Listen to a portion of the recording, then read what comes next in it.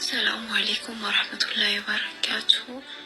ስሜ ጦይባ ሀሰን እባላለሁ። በመጣሁ 14 ዓመት ሆነኝ እና የ4 ዓመት ደሞዝ ሰጥተውኝ ሌላውን ሊሰጡኝም አልቻሉም። አገሬንም አላሳፍረኝ አሉ። እባካችሁን ለህግ አድርሱልኝ በቻላችሁት አቅም እና ትብብራችሁን ፈልጌ ነው። እኔ ሁሌም የምኖረው በስጋት ነው። እባካችሁን ቤተሰቦቼ ደካማ ናቸው። እናትና አባቴ ጋር በህይወት እያሉ መገናኘት እፈልጋለሁ። እባካችሁን ተባበሩ። ሰላም ቤተሰብ፣ ቪዲዮ እስከ መጨረሻው ተመልከቱ። ይቺ ልጅ 14 ዓመት ሆኗት። ከዚያም በኋላ ምን ተፈጠረ? እስከ ቪዲዮ እስከ መጨረሻ ተዳዳምጡ። በጠለም መታችሁ የምትሰሩ ልጆች ለእናንተ ይጠቅማችኋል። እንግዲህ ለማንኛውም 10 ዓመት ሙሉ ያለ ደሞዝ የምትሰሩ ልጆች ግን እኔ ውስጣችሁ ወይም አይምሯችሁ ጤነኛ አይደለም። በቃ ልክ እንደ ቤተሰብ አስባችኋቸው የምትኖሩ ነው የሚመስለኝ።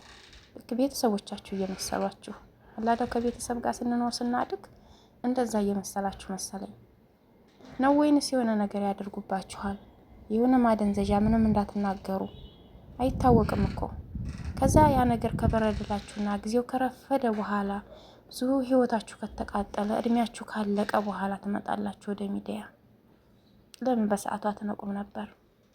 ለምን በሰዓቱ አይደለም እንኳን የ10 ዓመት ደሞዝ አይደለም የ2 ወር የ3 ወር እንደው ግፋ ቢል የዓመት እንኳን ከተነጠቃችሁ በኋላ ውጭ መውጣት። በቃ አንድ ቀን መቼም ቦታ ሳታገኙ አትቀሩም። መውጫ ውጥት ብላችሁ ዛሬ ሀበሻ በየትም ቦታ ነው ማንም ይሁን በቃ ታገኛላችሁ። ውጭ ላይ መውጣት በቃ ለምንድን ነው እኔ ለነሱ 10 ዓመት 15 ዓመት ለነሱ ለ2 ዓመት 3 ዓመት በነፃ የማገለግለው? ለምን ብዬ ነው? አትታለሉ። ይቺ ልጅ እንግዲህ እንዳያችኋት እድሜዋ ልቅ ብሎ ትልቅ ሆናለች። እንግዲህ የመጣችው በልጅነቷ ሊሆን ይችላል፣ ሳትወልድም ሳታገባ እድሜዋን በቃ እነሱ ቤት 14 ዓመት ሙሉ ነው የተበላችው ጉልበቷን። እንግዲህ 4 ዓመት ደሞዝ ነው የሰጧት። ሰውየው በህይወት እያለ አላህ ይረሐመው፣ ደህና ሰው ከሆነ ጥሩም ሆነ መጥፎም አላህ ይረሐመው። እንግዲህ ሰውየው ከሞተ በኋላ ሴትየዋ አሰሪዋ ምንም ብር አትሰጣትም፣ ወደ ቤተሰብም አትደውልም፣ ምንም ብር ገንዘብ አይሰጣትም። እንግዲህ በደፈና ዝም ብለው እያሰሯት ነው ያለው። ለምን እንደዚህ ይሆናል? እንደዚህ ሲሆንባት ምን እየሰራች ነው? እናንተ በጠለብ የምትመጡ ልጆች ግን ነቃ በሉ። እሷ የድሮ ናት። እንግዲህ የዛሬ 14 ዓመት ማለት በ2004 በ2003 አካባቢ ነው የመጣችው። ያ ነው በቃ የቆየ ነው። የአሁኖቹ እንኳን ነቄ ናችሁ። ቶሎ የ2 ወር የ3 ወር ሳይሰጣችሁ ደሞዝ እኮ አይሰጠኝም ምናምን እያላችሁ ራሱ ስልክ ይዛችሁ ነው የምትመጡት። የአሁኖቹ ነቄ ናችሁ። ስልክም ስላላችሁ ቶሎ ብላችሁ እንትን ማለት ነው። እሷ ወደ ኤምባሲ ቤተሰቦችም ከሰዋቸው ነበረ፣ ኤምባሲም ያውቃል። ግን እኛ የምትሰሩበት ቤት ገብተን የማውጣት ግዴታ የለብንም ብሎ ነው የሰጠኝ ምላሽ ኤምባሲው ብላለች። ኤምባሲዎች ደግሞ ገብተህ የማውጣት ግዴታ አለብህ። ለምን የለብህም? ምነው ከኢትዮጵያ ስታመጣት ከአረቦቹ ጋር ተዋውለህ ወደ ስራ ስታስገባት ግዴታዬ ነው ብለህ ገንዘብህን ተቀብለህ እየሰራህ ነው ያለው። እንደገና ያችን ልጅ ደግሞ እንደወሰዳችሁ መልሱ ማለት የእናንተ ግዴታ ነው። በቃ ቤተሰቦችም ከሰዋቸው ነበር አለች። ምንም መፍትሄ አላገኘንም። 10 ዓመት ሙሉ ደሞዝ ሳይሰጠኝ ይኸዋለሁ ብላ ወደ ሞቤ ሚዲያ መታለች። ኢንሻአላህ እንግዲህ ከይር ልታገኝ ትችላለች። ጥሩ ነገር ምላሽ ሊመጣላት ይችላል። በዚያም ላይ እየተደወለላት እያወራች እያለች ምን እያለች በዚያም ላይ መዳሟ መታ አናግራት ጠፍታ ነበር። ያች ልጅ ምን እንዳደረጓት አናቅም። ተመልሳ ትምጣ አትምጣ እኔም ትቻቸው ወጣሁኝ። ላይ ሆነው እያወሩ ነበረ። ይሄንን ደግሞ ለምን ሚዲያ ላይ ገመናችንን ታወጫለሽ ብለው የሆነ ነገር እንዳያደርጓት። በጣም ያሳዝናል፣ ያስፈራል። ሰው ቤት ያለ ሰው ማለትም ህጉ ከባድ ነው በአረብ ሀገር ላይ። ግን የኤምባሲዎች የኢትዮጵያ ኤምባሲዎች ምንም የሚያገለግሉ አይደሉም። ስለ ዜጋቸው የሚቆረቆሩ አይደሉም። መንግስቱም ስለ ዜጋው የሚቆረቆር ስላልሆነ እነሱም ጣጣ የላቸውም። ሰው የረከሰበት ነው የኢትዮጵያ ህዝብ፣ ሰው የረከሰበት ማለት ነው።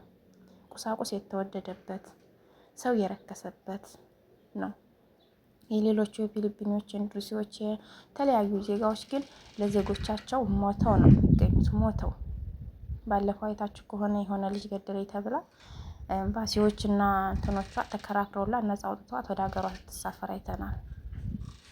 በቃ ልጁ ልብስ ማጠቢያ ማሽን ውስጥ ገብቶ ነው ምናምን ተብሎ፣ የኛዎቹ ቢሆኑ ግን ልጅቷን እዛው አስቀርቅረው እዛው እስር ቤት ትበሰብሳለሁ የሆነ ነገር ያደርጓታል። ስለዚህ እኛ ኤምባሲዎች ለምንድን ነው እኛ ገብተን አንቺን ከሚሰሩበት ቤት የማውጣት ግዴታ የለብንም የሚሏት? ከባድ ነው። እንደዚህ አይነት ምላሽ የማውጣት ግዴታ አለበት። ለምን የለበትም? ማን ነው እዛ ቤት ያስገባት? እዛ ቤት እስካስገባት ድረስ አረቦቿን ተነጋግሮ አሰሪዎቿን ተነጋግሮ ማስወጣት አለበት። ለምንድን ነው እንደዛ የማይሆነው? እና ከባድ ነው። ጠለብ ቤት የምትሰሩ ልጆች ተጠንቀቁ፣ ተጠንቀቁ። 1 ወር 2 ወር ገንዘባችሁ ሳይሰጣችሁ ሲቀር ሲጀመር 2 ወር 3 ወር ደገሙት አይደለ? ለምን ደግሞ ዜና ትሰጭኝ? በኮንፊደንስ ጠይቋት። በቃ ዘና ብላችሁ ጠይቁ ደሞዛችሁን። ለምንድን ነው ደሞዜን የማትሰጭኝ? እኔ እኮ ደሞዝ ሰርቼ ልትሰጡኝ እኔም ልሰራላችሁ ነው የመጣሁት። በቃ እኔ ድሮ እንደዛ ነበር የምለው። እናቴ እንደዚህ ትፈልጋለች፣ እናቴ ታማብኝ እንደዚህ ትፈልጋለች ብር ብዬ ቶሎ ብዬ ነው የማስልከው። በ3 ወር ነበር የማስልከውና እንግዲህ በድሮ ጠለብ ቶሎ ብለው ይልኩልኛል። የ3ቷንም ወር ምንም ሳትቀነስ ለካርድ ብቻ ያወጣኋትን አስበው ምንም ሳትቀነስ ይልኩልኝ ነበረ። በቃ የሆነ ምህኛት ማብዛት፣ በቃ ክፉ ተሆኑ ማለቃቀስ፣ ስጡኝ ደሞዜ ከዛ ቤት ስትወጡ ድረስ በቃ። አይ ካሉ ደሞዝ የለሽም ዝም ብለሽ ስሪ ካሉ ለምንድን ነው? በነፃ ላገለግል አይደለም? ስንት ንብረት ጨርሳችሁ ነው የምትመጡት? ስንት ጉልበት ጨርሰን ነው የምንመጣው? ስንት ሆነን ነው እነሱ ቤት ሆነን ጉልበታችንን ጨርሰን። ይች ልጅ እንግዲህ እንደምታዋት እድሜዋ ሁሉ አልቋል። 14 ዓመት በሰው ቤት ማለት እንግዲህ ሳትወልድ ሳትከብድ ነው የመጣችው እዚህ ሀገር ላይ ምንም ሳይኖራት ነው የመጣችው። በቃ እድሜዋን እነሱ ቤት እንክታርገው በሉት ግማሹን እድሜዋን። አሳዝናኛለች። እና ቤተሰቦችን በአካል እያሉ ማየት እፈልጋለሁ። እናትና አባቴን ያለችው የገንዘቡ አልቆጫትም። በአካል ማየት ቤተሰቦቿን ነው። የጉልበቷ መባከን የትም አይደለም። እና ከባድ ነው። እህቶቼ ንቁ፣ ነቃ በሉ። እኔ እንጃ እኔ ድሮ የሚመጡ ልጆች አፍዚያ ደንግዝ አለባቸው። የሆነ ነገር ድንዝስ የሚያደርጋቸው ነገር አለ። አልገባኝም ነገሩ ሁላ። በኋላ ነው የሚነቁ። ከአሁን በፊትም እንደዚህ 12 ዓመት 13 ዓመት የኖረች ልጅ ይሆንና ወደ ሚዲያ አምጥተዋት እንደገና አንሻ የምትባል ታስታውሱ ከሆነ ወደ ሚዲያ አምጥተዋት ኤጀንሲዋም ሰውየዋም ተከሶ ከፍላለሁኝ ብሎ ወደ ሀገሯም ትሄዳለች ተብሎ ገንዘቧንም ሰጣለሁ ብሎ ተከሶ ይሄው ድምጥማጧ ጠፋ። ሀገርም አልገባች ብለዋል። ይሄው ድምጥማጧ ጠፋ። በቃ ከሰው እንዳትገናኝ ነው የሚያደርጓት። ስልክ እንዳትይዝ ያደርጓታል። ከጓደኛ ጎረቤት እንዳትገናኝ ነው የሚያደርጓት። ያቺ ልጅ በጓደኛ ነበር